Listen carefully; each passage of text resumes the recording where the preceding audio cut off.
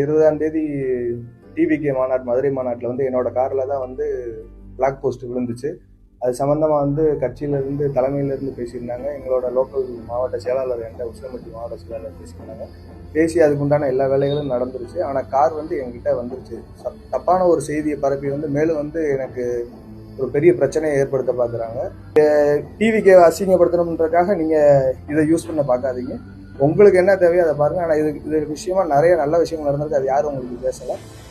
என் car இருந்த விட பெட்டராக தான் ஒரு நல்ல காராகவே நீயே சூஸ் பண்ணிக்க, உனக்கு என்னன்னாலும் நாங்கள் பார்த்துக்கிறோம், உனக்கு என்ன வேணுமோ பாருந்தாங்க. எனக்கு பிடிச்ச மாதிரி என் காரோட பெட்டராக ஒரு நல்ல கார் பார்த்துட்டேன் நான்.